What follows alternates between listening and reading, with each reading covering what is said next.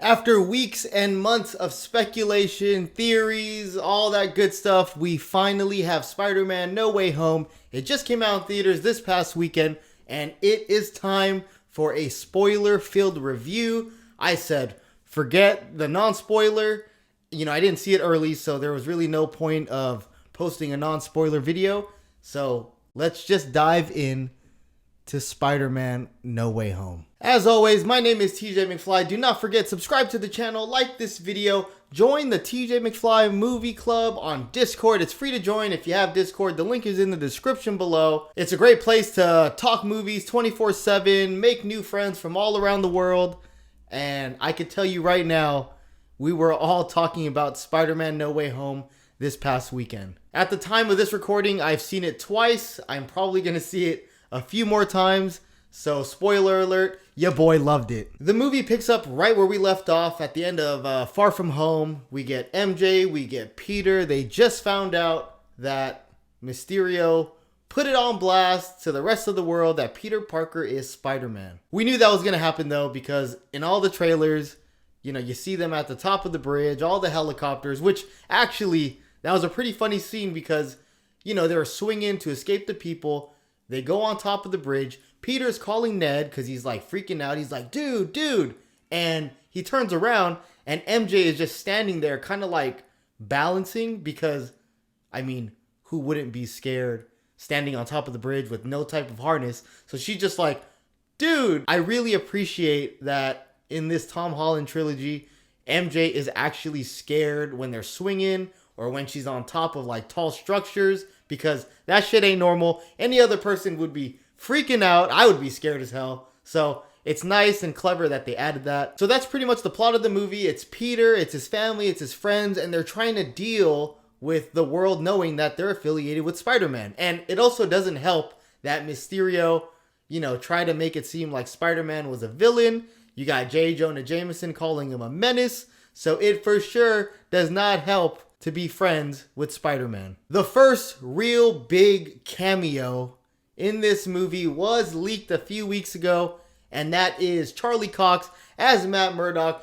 We got Daredevil in the MCU, which, those Netflix series were technically supposed to be a part of the MCU, but now they're trying to, forget about him? I don't know. I don't care. But either way, we got Daredevil, and he has a great scene. It's him, it's Happy, it's Aunt May, it's Peter.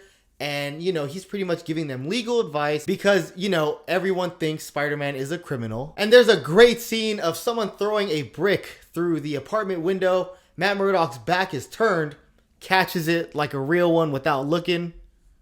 Well, no pun intended, because even if he was looking that way, he wouldn't be looking. But he caught it, and it was so sick. And Peter goes like, how did you do that? He makes a joke. I'm a really good lawyer. I can't wait for more Daredevil in the MCU. Maybe we'll get a new show on Disney Plus. There was also a big cameo this week, also Disney Plus related and also Daredevil related. So not going to talk about that, but if you know, you know. So all of that led to Peter trying to contact Doctor Strange to help him kind of erase everyone on the planet's memory that they know that Peter Parker's Spider-Man. And, Peter being a kid, he's like trying to interfere and change the spell mid-spell, and pretty much he fucks it up. They rip open the multiverse, and all the villains who know that Peter Parker is Spider-Man are entering their world. And this is where the fun begins. We get Alfred Molina as Doc Ock. We get Willem Dafoe as the Green Goblin. Jamie Foxx as Electro. We get Sandman. We get Lizard. This is literally a dream come true for any Spider-Man fan, whether you're a fan of Tobey, you're a fan of Andrew, just to see these two universes not only collide with Tom Holland's, but collide with each other. You got Electro and Doc Ock talking to each other. That's crazy. And I loved seeing Norman Osborn and Otto talking to each other because it made sense that they knew each other, from previous years. We never seen them communicate in the movies, but it made sense. And it was just awesome. I was so happy to see Jamie Foxx as Electro. When it comes to the villains, I felt like he benefited the most from being in this movie because, The Amazing Spider-Man 2, it gets shitted on a lot. His Electro usually gets made fun of with the blue body and, it looked kind of dumb. In this movie, it just felt right. Everything about Electro felt right. Jamie Foxx was on point. He had a lot of funny dialogue. And, his new suit, and anytime he used the electricity, it kind of formed the mask that we see in the comics that Electro usually wears. But the scene stealer of all the villains, of course, is Willem Dafoe, the Green Goblin.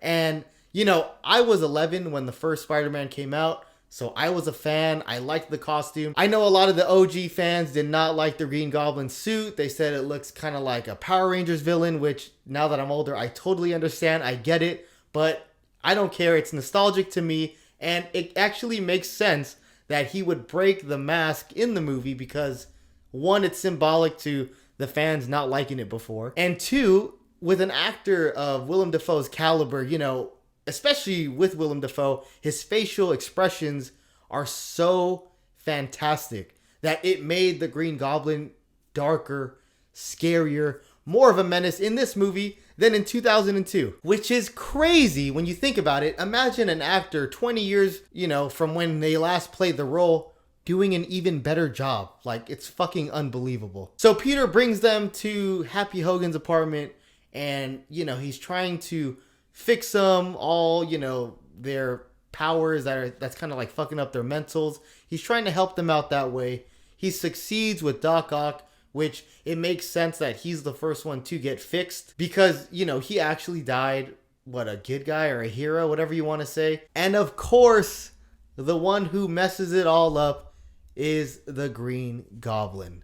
And this is where the story gets dark. We've seen Willem Dafoe fighting Tom Holland. They're like body slamming each other through the levels of the condo building or apartment building. It's so violent and I loved it. And there was a shot of like Peter punching Norman multiple times, and with each hit, his grin was getting wider. He was just smiling. Super creepy. So they make it to the bottom, they're fighting, and the Green Goblin gets his glider and uses it to hit Aunt May. And he throws the bomb. Peter tries to deflect it. And this scene is sad as hell. Wow. They really just punched the audience in the gut, in the face, by killing Aunt May. Someone who we've seen since Civil War. When we met Tom Holland in Civil War, there was no Uncle Ben. He already got bit by the spider. We kind of already assumed that he had his origin story already, and we were just witnessing him as Spider-Man. You don't want to see, Bruce Wayne's parents getting shot every movie, right? So I get it. And that's what we all expected, especially being Spider-Man fans. We know it already. But this movie changed everything. It makes you watch every other Spider-Man appearance differently. His origin story has been happening since Civil War. Uncle Ben dying is usually the turning point for Peter Parker as Spider-Man. It's not the bite, it's when Uncle Ben dies, right? And Tom Holland's Peter, finally has that moment. I'm getting goosebumps right now. Tom Holland's Peter Parker finally has that moment in this movie with Aunt May. It's almost like Peter Parker was never Spider-Man until this movie. Like, this is the most important movie in Tom Holland's arc, this is his hero moment. And it's crazy to even think that, especially like so many movies and so many years in, you think that we already know him as Spider-Man. He wasn't even Spider-Man yet. That's just kudos to the writing, for them to even add that to make you realize like, oh shit, he's Spider-Man now. Like, now we're going to see him as the Spider-Man that we know in the comics. And I'm going to, get to the ending and all that stuff. But this specific moment is the most important moment in Tom Holland's Peter Parker's life. And it's crazy how like that sad scene led directly into probably this scene that is going to be most talked about. I seen it on TikTok, on Twitter. Everyone recorded their audience reactions. Everyone went crazy. We got Tagalog in an MCU movie. We got Ned, and his Lola. They're speaking Filipino, which is awesome. But that's not why everyone was recording. MJ and Ned are trying to, figure out how to contact Peter. And Ned, who has the Doctor Strange ring, is trying to open a portal, and we get Andrew Garfield as Spider-Man jumping through the portal. Holy shit, even just talking about it, I'm getting hyped. We fucking got Andrew Garfield in the movie. He takes his mask off. The audience goes crazy. All the past couple weeks of Andrew Garfield in every interview. I think he had 2 movies come out within the past 2 months. Worst fucking timing. Every interview he's asked about Spider-Man, he's constantly denying it. Someone needs to give this man an award. He deserves an award for having to deal with all this bullshit, all these questions, and he jumps through the hoop. He freaking takes his mask off, and wow. And also, for the record, Andrew Garfield was amazing in this movie. I spoke about Jamie Foxx redeeming himself. Andrew Garfield, I always thought he was a great Peter Parker. He had the comedic timing and the wit, like the smart ass Peter Parker that we all know, especially from like the cartoons. You get a piece of that. And I always thought he was fantastic. So it was awesome to see him get his moment in this movie. And, right after they get him, of course, MJ goes, well, let's keep trying until, we find our Peter. Common sense. Everyone knew. He does it again. The portal opens. And it's Tobey Maguire. The crowd goes crazy again. And, this is why watching this movie is so important. Opening weekend, the earliest you can, with an audience full of fans, because that's something that you will remember for the rest of your life. We all knew that Andrew and Tobey were more than likely going to be in this movie. But even if you knew, I'm sure I would have bet $1,000 that they would have been in it. That's how sure we all pretty much were. But it doesn't matter if you weren't sure, if you didn't think they were, if you really thought they were.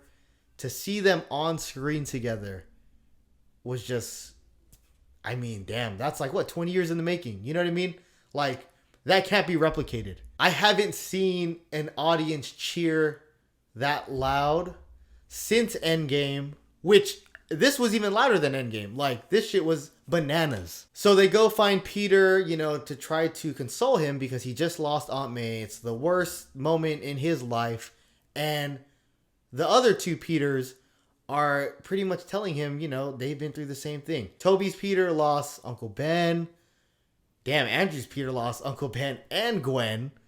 And they're just trying to show him to not be angry because they don't want to see him grow up to be like them. There was also a great moment where, Tom Holland is telling them, Aunt May told me with great power, and Toby finishes it with, comes great responsibility. Even when they first got there, the camera goes up and they're on top of a tower, and it's 2 of them. It's kind of Batman-y a little bit. It's all good. The silhouettes, and they each jump to each corner. That was pretty dope. So the next scene, it's the 3 Peters, MJ, Ned at the school, and they're trying to figure out a way to lure the Sinister Five to pretty much cure them and then send them back to their universe. We do get, it's kind of close to that meme where, the 2 Spider-Mans, and then of course they edited the 3 and made a movie costume. Ned calls out Peter, and all 3 of them are like, hey, Peter. So, we didn't get the full-on costume like that, but it's okay. It made sense it had to happen though. There was no way in hell that this movie was going to happen and there wouldn't be a scene where all 3 of them are like this. Another important moment in this scene is when Ned asked Toby, so did you have a best friend?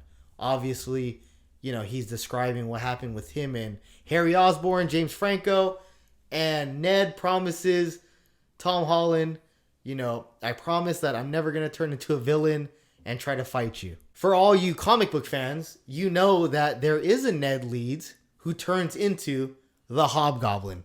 Will we get that ever in a future movie? I hope so. I would love to see Jacob play the Hobgoblin. I know he lost a lot of weight, and I thought he lost the weight for Hobgoblin in this movie. So hopefully we get that soon. They teased it multiple times in this movie. Not like him turning into a villain, but the idea of there being another Ned Leeds, a best friend turning on someone. Book it. And then we get the climax of the movie. It's the three of them against the Sinister Five. There is a great money shot of the three of them jumping off and they're swinging together. And it's just so mesmerizing. Like, we already seen all three of them together. But to see them swinging in action, it's just, damn, what a fucking time to be a Spider-Man fan. I promise you. If you've seen the movie, which I'm sure you have because you're watching this review, you know why it's hard to even talk about it, because it was just so... yeah. Oh, also, too, before that even happened, there is a scene where Toby and Tom, they're pretty much hyping up Andrew, and they're like, no, you're amazing, you're amazing. Like, you don't suck. Because Andrew's like, man, you guys fought aliens. I just fought a Russian in a rhino costume. Shout out to Paul Giamatti, Rhino. But, like, they're trying to, like, uplift his spirit. But as a fan and, you know, a smart fan, you know that his Spider-Man movies weren't as well received as Tobey Maguire or Tom Holland's. So them giving him that pep talk was like they're giving Andrew that pep talk. Like, nah, dude, you were a pretty good Spider-Man. Your movies were cool. And you deserve a lot more credit than people give you. That's what I took it as. And it's true. It's true. This movie, like, Andrew Garfield was amazing. And if you look at Twitter now, so many people are saying, give me another Spider-Man movie or show with Andrew Garfield as Peter Parker. They're all fighting each villain. They're curing them one by one. The Green Goblin comes, and it's Norman against Tom Holland's Peter. And they're fighting again, super violent. They're just like beating the hell out of each other. And there's a moment where Tom Holland's Peter picks up Norman's glider and he's about to kill him. Like, he just killed his aunt, who's pretty much his mom. You know what I mean? He's about to kill him. Toby comes out of nowhere, grabs the glider, and they do a fakie. Norman stabs Peter. I thought they were going to kill Tobey Maguire. I honestly did. But they didn't. And then Andrew tosses the anti-goblin serum to Tom, and he injects him. And of course, he's like, what did I do? Also, too, I forgot to mention one of my favorite scenes. It's in the trailer. MJ is falling from the top, and Tom jumps. He's about to get her. We all thought that, like, did they do that in the trailer on purpose? And is it really Andrew that's going to save her? So Tom is falling. He's trying to catch her. The goblin gets Tom. And what does Andrew do? He fucking runs. He jumps. He makes the save. The crowd goes wild. And there's a shot where he asks her, are you okay? And she says, yeah. And he's like crying. And I get it. You know, a lot of people, they're going to laugh, which my audience did. They laughed because he's crying. But I took it like, yo, obviously that reminded him of Gwen. He wasn't able to save her. So he saves this MJ. It's almost like, you know, a redemption for his personal, like, character, his Peter Parker. It was just a beautiful thing to watch. I'm happy they did that. Everyone knew that somehow Andrew was going to be the one to do it because, like, they shot it just like MJ, or I'm sorry, not MJ, just like Gwen Stacy falling. So it made sense. So the movie ends with, like, cracks in the sky. We see silhouettes of other Spider-Man villains. You see Rhino. I seen Kraven. I seen Scorpion the second time I seen it. And, you know, I'm sure there's a lot more. And they're all about to break through. But Tom tells Doctor Strange, you know, what if everyone just forgets that Peter is Spider-Man? You know, would that stop? He says yes. So Tom says his goodbyes to freaking MJ, to Ned. It's so sad. It really is. You know, like, he is just a kid. But imagine having that decision to save the world. Everyone has to forget who you are as an individual. They do the spell and, you know, he leaves. We get a shot of him seeing Ned and MJ at MJ's work, and obviously they don't know who he is. And we finally see Peter living in an apartment by himself. He's making his own suit, which is red and blue, like traditional red and blue Spider-Man. We get the ending of him swinging through the buildings. And that's the end of the movie. But that ending solidified that Tom Holland's Peter Parker is officially Spider-Man. Because he had the tragic death. Great power comes great responsibility. He's living on his own. and he got the red and blue Spider-Man suit. Okay, so with the end credit scenes, the first one kind of pissed me off, the one with Venom, because, you know, at the end of Venom 2, I'm so excited. They brought Venom into the MCU. Oh, the possibilities, right? Tom versus Tom. And then they take him out. And it's like the only reason was to leave that little piece of symbiote back into the MCU, but it seems like we're not going to get Tom Hardy versus Tom Holland, so that was kind of whack to me. And then, you know, the other end credit scene is just pretty much a trailer for Doctor Strange, Madness of the Multiverse, so which looks great, but kind of lackluster end credit scenes if you ask me. My overall thoughts of this movie, I fucking loved it. As a Spider-Man fan, this was everything I could have wanted, I could have imagined. You know, it's kind of hard to think of the idea of delivering on such a hyped movie with such high expectations. And they did it. They fucking did it.